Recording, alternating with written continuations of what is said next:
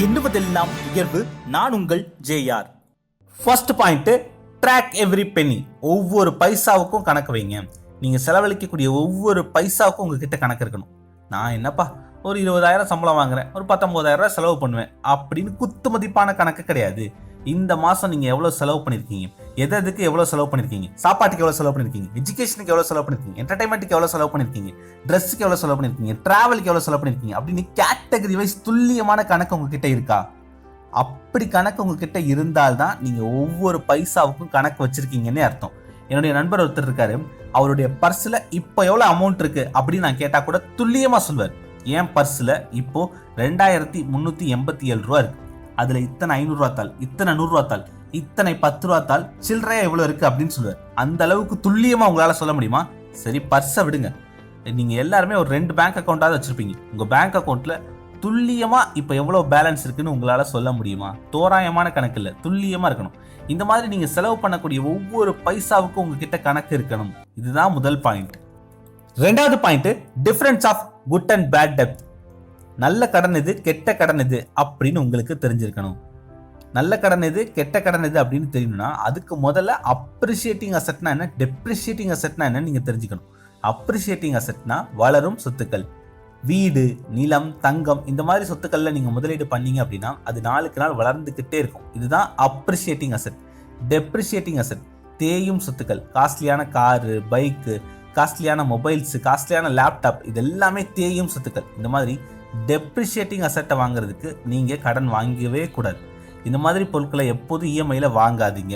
முடிஞ்ச அளவு பணம் சேர்த்து மொத்தமா வாங்குங்க. அதுவே வீடு, தங்கம், நிலம் இதெல்லாம் வாங்குறதுக்கு கடன் வாங்கலாம். இப்படி எது நல்ல கடன், எது கெட்ட கடன் அப்படின்னு தெரிஞ்சுக்கிட்டு வாங்குங்க. கடனை ஆக்கப்பூர்வமான விஷயங்களுக்கு பயன்படுத்து. மூணாவது point, live below your means. வருமானத்திற்கும் குறைவாக வாழுங்க. அதாவது உங்களோட வருமானம் எவ்வளவோ அதுக்கும் குறைவா நீங்க வாழ கத்துக்கணும்.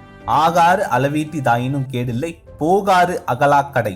அதாவது நமக்கு வரக்கூடிய வருமானம் குறைவா இருந்தாலும் செலவு அதை விட கம்மியா இருந்துச்சு அப்படின்னா நம்மளால ஒரு சிறப்பான சந்தோஷமான வாழ்க்கையை வாழ முடியும். உங்களுடைய வருமானம் 20,000 இருந்தது அப்படின்னா உங்களோட செலவு 19,000க்குள்ள தான் இருக்கணும். உங்களோட வருமானம் 30,000 இருந்தது அப்படின்னா உங்களோட செலவு 29,000க்குள்ள தான் இருக்கணும்.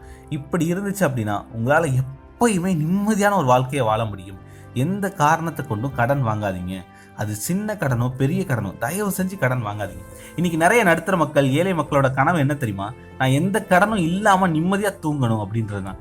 இன்னைக்கு நீங்க இளைஞர்களா இருக்கீங்க, இல்ல ஸ்கூல் படிச்சுட்டு இருக்கீங்க, காலேஜ் படிச்சுட்டு இருக்க ஸ்டூடெண்ட் அப்படின்னா இது உங்க லைஃப்ல எப்பயுமே ஞாபகம் வச்சுக்கோங்க. தயவு செஞ்சு எந்த கடனும் வாங்காதீங்க. நீங்க எவ்வளவு சம்பாதிக்கிறீங்களோ அதுக்குள்ளேயே உங்களோட தேவைகளை வச்சுக்கோங்க. அளவுக்கு அதிகமா செலவு பண்ணாதீங்க. இந்த ஒரு விஷயத்தை நீங்க ஃபாலோ பண்ண ஆரம்பிச்சிட்டீங்கனாலே ஃபினான்ஸ்ல மாஸ்டரா மாறிடுவீங்க. எவ்வளோ சம்பாதிக்கிறீங்களோ அதுக்குள்ளதான் உங்களோட செலவுகள் இருக்கணும். கடன் வாங்கக்கூடாது. நாலாவது point, consume financial education regularly. ஒவ்வொரு நாளும் ஃபினான்ஸ் பற்றி கொஞ்சம் புது புது விஷயங்களை தெரிஞ்சுக்க முயற்சி பண்ணுங்க. இன்னும் நம்ம ஊரில் பாதி பேருக்கு இன்ஃப்ளேஷன் அப்படின்னா என்ன, பணவீக்கம் அப்படின்னா என்னன்னே தெரியாது. அது உங்களுக்கு சரியா புரிஞ்சிருச்சு அப்படின்னா நீங்க ஒவ்வொரு ரூபாயும் பார்த்து பார்த்து செலவு பண்ணுவீங்க, சேமிக்க ஆரம்பிச்சிருவீங்க.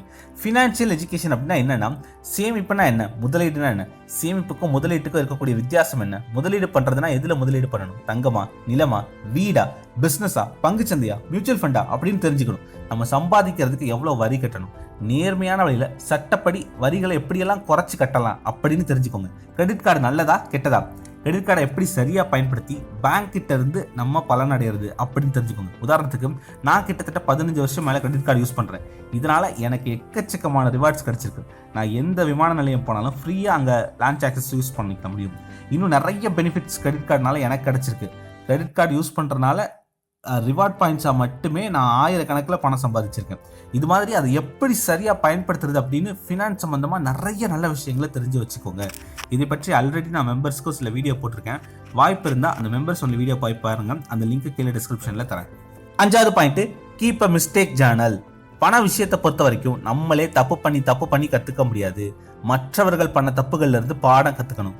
உங்களோட முந்தைய தலைமுறை, உங்களுடைய அப்பா அம்மா பண்ண தப்பு என்ன, உங்க கூட இருக்க இப்போ சக மனிதர்கள் பண்ணக்கூடிய தப்பு என்ன, அவங்க சேமிக்காதது தப்பா, முதலீடு பண்ணாதது தப்பா அப்படின்னு தெரிஞ்சுக்கோங்க. அந்த மாதிரி நிறைய பேர் பண விஷயத்துல பண்ணக்கூடிய தப்பு என்னன்னா, உடனடியா பணக்காரன் ஆகணும் அப்படின்னு நினைக்கிறது தான் அவங்க பணத்தை இழக்கிறதுக்கே காரணம். சில பேர் ட்ரேடிங்ல ஈடுபடுறாங்க, சில பேர் கேம்பிளிங்ல ஈடுபடுறாங்க, கிரிக்கெட் சூதாட்டங்கள், இந்த மாதிரி இதில் ரம்மி சூதாட்டங்கள் இதிலெல்லாம் ஈடுபடுறாங்க. இது எல்லாமே மிகப்பெரிய தப்பு. ட்ரேடிங்கில் சம்பாதிச்சவங்க வெறும் 10% பேர் தான். பணத்தை இழந்தவர்கள் தான் 90% பேர். நீங்கள் ட்ரேடிங்கில் சம்பாதிக்கணும் அப்படின்னு நினச்சிங்க அப்படின்னா பொறுமை இருக்கணும், டிசிப்ளின் இருக்கணும்.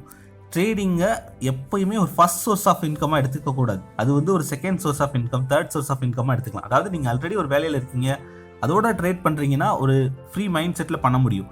மற்றபடி நீங்கள் ட்ரேடிங்கை முதல் சோர்ஸாக எடுத்தீங்க அப்படின்னா ரொம்ப கஷ்டம் அதில் சாதிக்கிறது. இன்றைக்கி 1 லட்ச ரூபா போட்டு நாளைக்கு அது 2 லட்சமாக மாற்றணும் அப்படின்னு நினச்சிங்க அப்படின்னா கண்டிப்பாக முடியாது. உடனடியாக பணம் வரும், இம்மீடியட்டாக வந்துட்டு உங்களால் பணத்தை பெருக்க முடியும் அப்படின்னா அது உங்களுக்கு இன்னும் ப்ரெஷராக தான் உண்டாக்கும். அந்த மாதிரியான செயல்களில் ஈடுபடாதீங்க. ட்ரேடிங்கில் பணத்தை இழந்தவங்க, லாட்ரி சீட்டில் பணத்தை இழந்தவங்க, அதிகமான வட்டி கிடைக்கும்னு சீட்டு கட்டி பணத்தை இழந்தவங்க, இந்த மாதிரி மற்றவங்க பண்ண தப்பு என்னன்னு தெரிஞ்சு வச்சுக்கிட்டு அந்த தப்பை நீங்கள் பண்ண. 6வது பாயிண்ட், நெகோஷியேட் எவ்ரிதிங். பேரம் பேசுறது அப்படிங்கிறது ஒரு கலை. இந்த கலை உங்களுக்கு வந்துருச்சு அப்படின்னா உங்ககிட்ட செல்வம் தங்க ஆரம்பிச்சிடும். நான் சொல்றது சும்மா காய்கறிக்காரங்க கிட்ட, பலசரக்காரங்க கிட்ட எல்லாம் பேரம் பேசுறது இல்லை. நீங்க ஏதாவது ஒரு பெரிய பர்ச்சேஸ் பண்ணும்போது சரியா பேரம் பேச தெரிஞ்சிருக்கணும். நீங்க ஒரு கம்பெனியில வேலைக்கு போறீங்க அப்படின்னா உங்களோட சேலரி என்ன அப்படின்றத நெகோஷியேட் பண்ண தெரிஞ்சிருக்கணும். இந்த பேரம் பேசுறதுல சின்ன சின்ன ட்ரிக்ஸ் தான் இருக்கு. அதை நீங்க கத்துக்கிட்டீங்க அப்படின்னா ஈஸியா இந்த கலையை உங்களுக்கு சாதகமா பயன்படுத்திக்கலாம். எப்படி கரெக்டா பேரம் பேசுறது அப்படின்னு ஆல்ரெடி நான் மெம்பர்ஸ்க்கும் ஒரு வீடியோ போட்டிருக்கேன். அதில் சில பாயிண்ட்ஸ் தான் இருக்கும், அதை பயன்படுத்தினாலே போதும். வாய்ப்பு இருந்தால் அந்த வீடியோ பாருங்கள். அவ்வளோதாங்க. ஃபினான்ஷியலாக ஸ்மார்ட்டாக இருக்கக்கூடிய மனிதர்கள் கடைபிடிக்கக்கூடிய 6 பழக்கங்கள் இதுதான். Track every penny. ஒவ்வொரு பைசாவுக்கும் கணக்கு வச்சுக்கோங்க. Know the difference between good and bad டெப்த். எது நல்ல கடன், எது கெட்ட கடன்னு தெரிஞ்சு வச்சுக்கோங்க. Live below your means. உங்களோட தேவைக்கும் குறைவாக வாழ கற்றுக்கோங்க. 4வது point, consume financial education regularly. Financial சார்ந்த உங்கள் அறிவை வளர்த்துக்கிட்டே இருங்க. சேமிப்புனா என்ன, முதலீடுனா என்ன அப்படின்னு தெரிஞ்சுக்கிட்டே இருங்க. 5வது point, keep a mistake Journal. மற்றவங்க பண்ண தப்புலேருந்து பாடம் கற்றுக்கோங்க. நீங்கள் பண்ண தப்பையும் எழுதி வச்சுக்கோங்க, திரும்ப அதே தப்பை பண்ணாதீங்க. 6வது பாயிண்ட், நெகோஷியேட் எவ்ரிதிங்.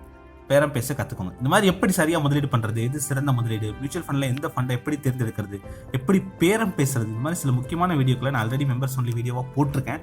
வாய்ப்பு இருந்தால் நீங்கள் அந்த வீடியோவையும் போய் பாருங்கள். கீழே டிஸ்கிரிப்ஷன்லையும் கொடுக்குறேன். நம்ம சேனலோட சப்ஸ்கிரைப் பட்டன் பக்கத்தில் ஜாயின் பட்டன் ஒரு ஆப்ஷன் இருக்கா, அதை கிளிக் பண்ணிங்கன்னா அந்த மெம்பர்ஸ் ஒன்லி வீடியோவை நீங்களும் போய் பார்க்கலாம். நம்மளோட பிளேலிஸ்ட் போனீங்க அப்படின்னா சில்வர் மெம்பர் பிளேலிஸ்ட்னு இருக்கும், அதுலேயும் போயிட்டு மெம்பர்ஸ் ஒன்லி வீடியோலாம் பார்க்கலாம். நீங்கள் நம்ம சேனலோட மெம்பராக மாறினீங்க அப்படின்னா இது போல் நல்ல வீடியோக்களை நான் தொடர்ந்து போட எனக்கு உதவியாக இருக்கும். நம்ம சேனலோட மெம்பராக மாறியதற்கு நன்றி. இரும் காற்றை போலவா நீ தடைகள் உடைத்து வா, நீ படைகள் எடுத்து வா, நெஞ்சுள்ளே வெடிக்கும் காத்திருந்த